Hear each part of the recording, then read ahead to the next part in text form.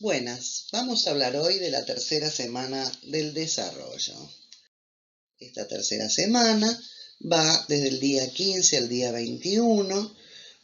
Nuestro preembrión todavía estamos en el periodo presomítico, por lo menos hasta el día 20. Del día 20 al 30 se desarrolla el periodo somítico, por lo tanto el día 20 y 21 de tercera semana ya pertenecen al periodo somítico. Los tres eventos más importantes que ocurren durante la tercera semana son la gastrulación, la segmentación del mesodermo y la formación del sistema circulatorio. Además, es importante saber que termina la implantación a fines de tercera semana. La gastrulación es un proceso mediante el cual el disco bilaminar se transforma en un disco trilaminar mediante un movimiento de células muy importante. Podemos decir entonces que el mecanismo de desarrollo más importante durante la gastrulación es la migración celular. La gastrulación ocurre entre los días 15 y 18. Se inicia con la formación de la línea primitiva, que algunos autores consideran que ya está presente a fines de la segunda semana. En este proceso el preembrión se lo puede denominar gástrula y como resultado de la gastrulación obtenemos las tres capas germinativas fundamentales que van a dar origen a todas las estructuras de nuestro embrión, que van a ser el ectodermo, el mesodermo y el endodermo. Comienza con la gastrulación la morfogénesis, es decir, ya empiezan a formarse algunas configuraciones que tienen que ver con la forma del cuerpo. Entonces, hablemos de la línea primitiva. Es una condensación que se forma en la superficie del epiblasto. Dentro del epiblasto, desde el centro del disco hacia la parte caudal, si nos fijamos acá abajo a la derecha, vamos a ver que no recorre todo el epiblasto, sino de la mitad hacia atrás. Y esto nos permite establecer ya entonces ciertos parámetros anatómicos. Donde no hay línea primitiva, vamos a encontrar que eso va a ser la parte cefálica, es decir, donde luego va a estar la cabeza, y el extremo opuesto va a ser el extremo caudal. Mientras que de la línea primitiva hacia un lado y hacia otro, ya podemos establecer una lateralidad derecha e izquierda.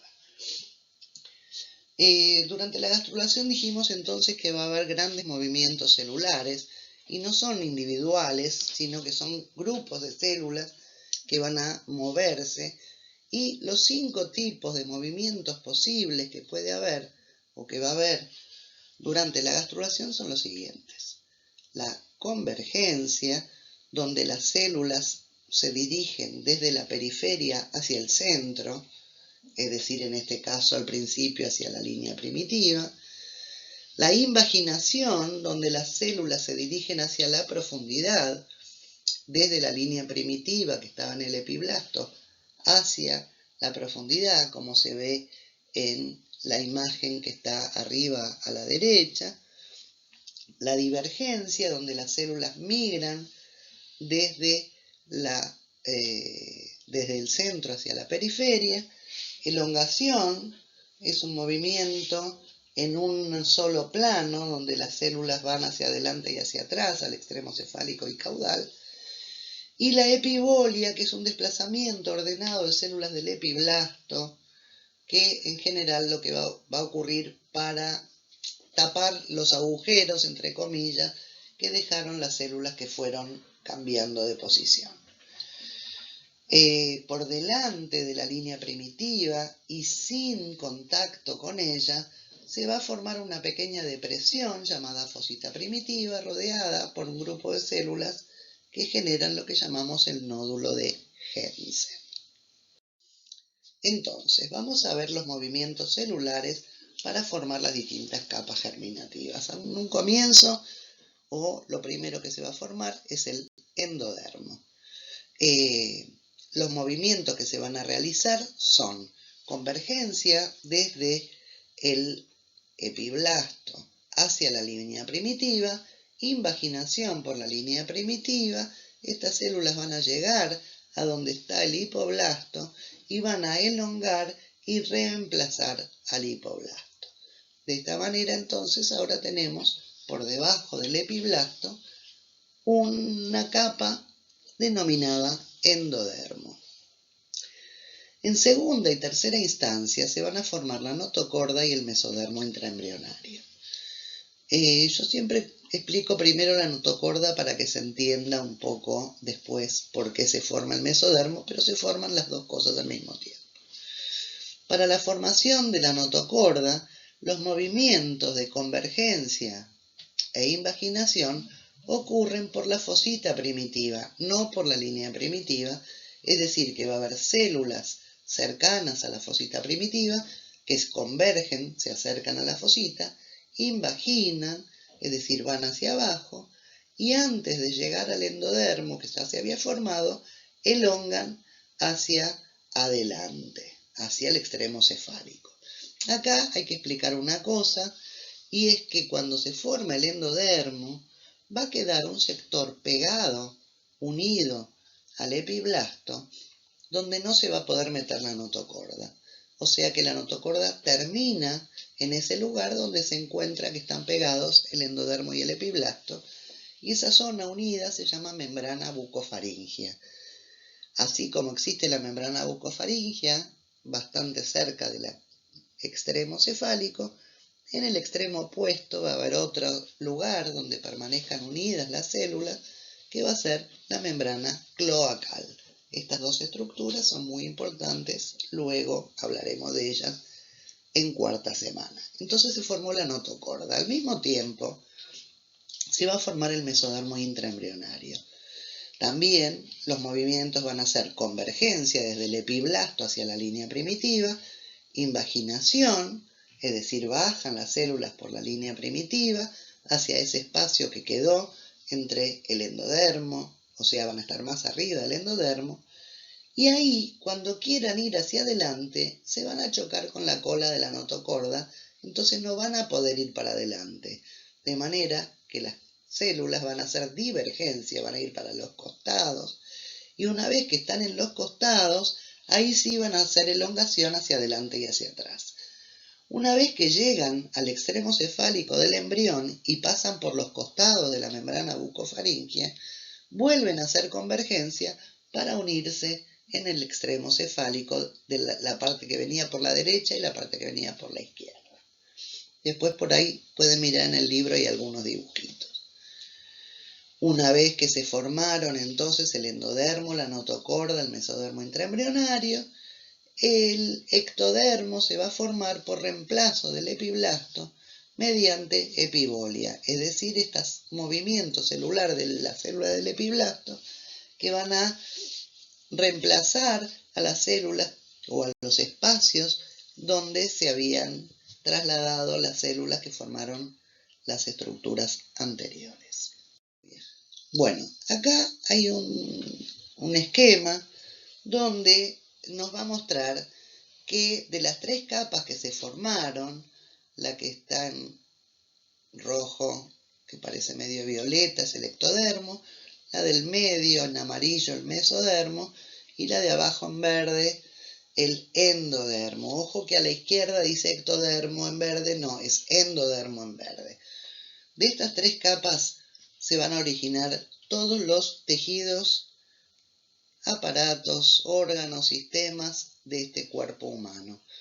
Desde el endodermo se van a formar el epitelio de revestimiento y glandular del todo el tubo digestivo, el hígado, las vías biliares y el páncreas, todo el sistema respiratorio, la última parte del sistema urinario, es decir, vejiga y uretra, y parte del sistema genital, como un ejemplo sería la próstata.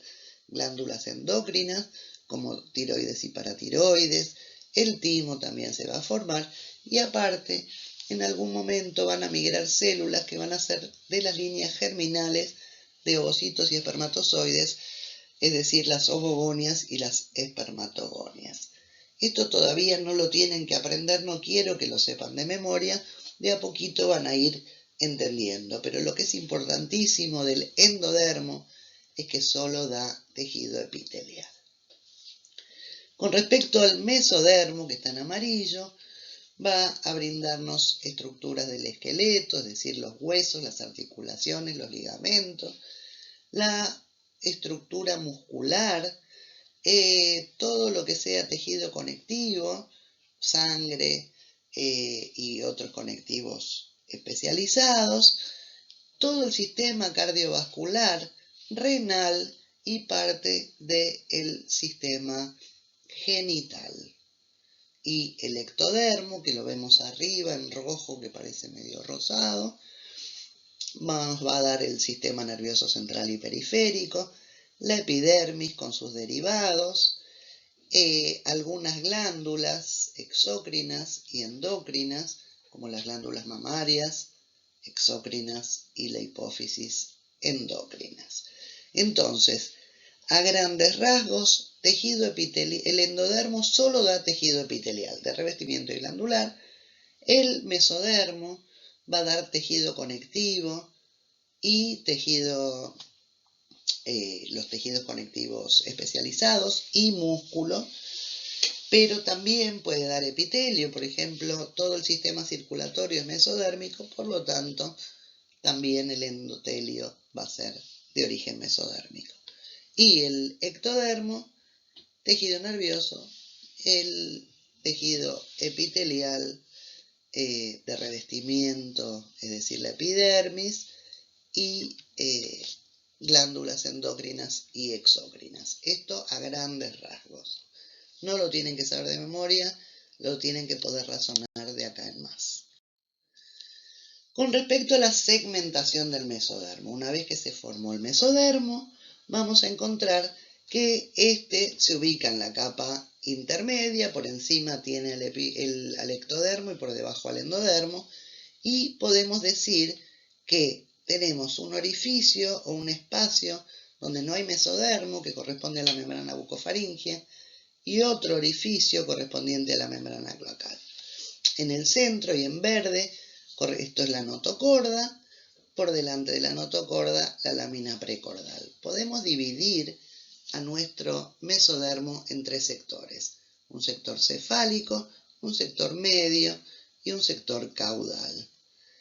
El sector cefálico va a tener una estructura en forma de herradura llamada placa cardiogénica, unas condensaciones mediales pares llamadas somitómeros.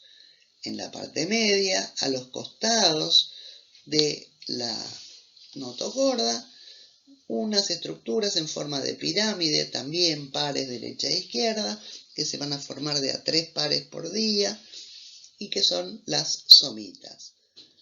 Por fuera de las somitas, dos estructuras paralelas llamadas gononefrótomos, y por fuera de los gononefrótomos el mesodermo lateral. La placa cardiogénica y el mesodermo lateral se van a separar en dos hojas. Una hoja parietal en contacto con el ectodermo y una hoja visceral en contacto con el endodermo. La porción más caudal va a ser el mesodermo caudal o indiferenciado, que va a rodear a la membrana cloacal.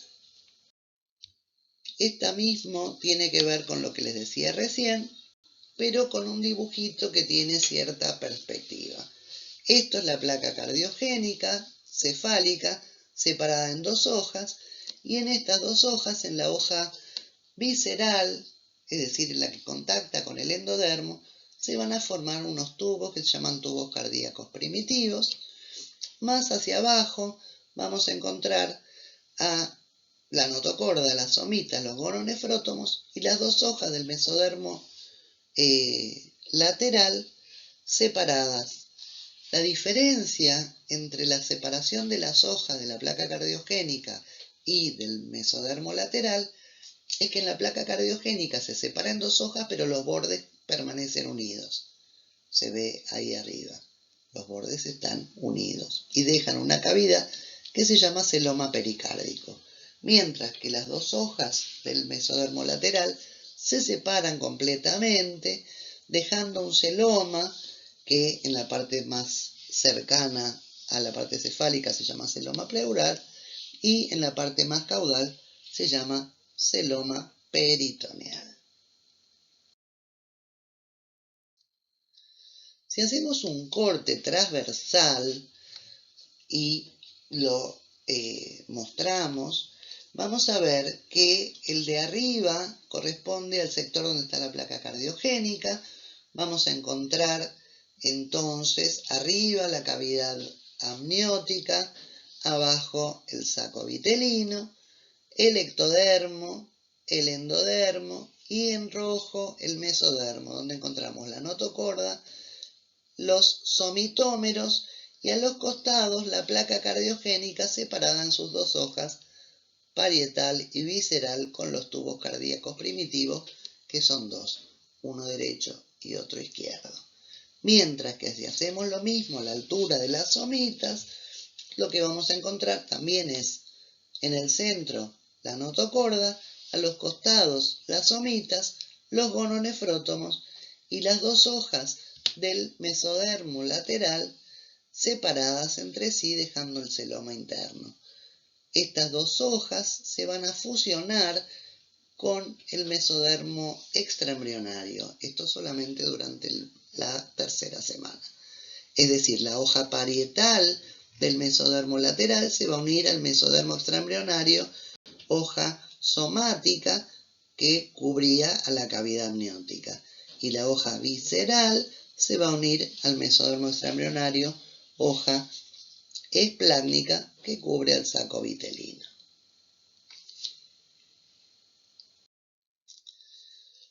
Vamos a hablar entonces ahora del sistema circulatorio. El sistema circulatorio es el primer sistema que se va a formar. Esto es muy importante que ocurra porque nuestro embrión está creciendo, está teniendo muchas células, necesita algún sistema que le provea de nutrientes y de oxígeno a todas sus células. Empieza a formarse los primeros vasos sanguíneos el día 18 en el mesodermo extraembrionario, hoja esplácnica, que rodea al saco vitelino. Y esto va a ocurrir a través de dos procesos. Fundamentalmente empezamos con, en este mesodermo extraembrionario, un conglomerado de células que se llaman islotes de Wolff y Pander. Estos islotes de Wolff y Pander, que primero son macizos, luego se hacen huecos, empiezan las células externas a transformarse en endotelio y las células internas se transforman en megaloblastos, que son los eritrocitos más primitivos, células de gran tamaño y nucleadas, pero que ya empiezan a fabricar hemoglobina y por eso ya pueden transportar oxígeno. Luego, esto es para la formación de los primeros vasos. Luego el resto de los vasos o estas estructuras se van estirando, se van uniendo y ramificándose y entonces forman todo un sistema. El primer sistema circulatorio, que es extraembrionario, van a ser los vasos, arterias y venas vitales. Volver hacia atrás para explicar el tema del corazón. El corazón se origina a partir de la hoja visceral de la placa cardiogénica, comienza con unas células que van a formar dos tubos, que son los tubos cardíacos primitivos, uno derecho y uno izquierdo. Dijimos entonces en la hoja visceral. A cada tubo llegan 3 venas, porque cualquier vaso que llega al corazón se denomina vena. Van a llegar las venas umbilicales, a cada uno una vena, la derecha y la izquierda, la vena vitelina, y cuando se formen los vasos internos del embrión o del futuro embrión, las venas cardinales. O sea, 3 sistemas vasculares llegan a los tubos cardíacos, pasa la sangre entonces de estas venas a los tubos y de cada tubo sale una arteria que se llama aorta dorsal o aorta primitiva. Estas aortas salen para arriba y para atrás, como vimos en la imagen anterior, que lo vuelvo a mostrar acá. Estos son los tubos cardíacos, hacia arriba y hacia atrás salen las aortas dorsales derechas e izquierdas. Bien, Nombré a las vellosidades coriónicas y entonces tenemos que hablar de ellas. Habíamos dicho en algún momento, creo, que el corión, que estaba formado por sincicio trofoblasto, citotrofoblasto y mesodermo extraembrionario, forma unas estructuras llamadas vellosidades. Las vellosidades tienen distintas etapas de evolución.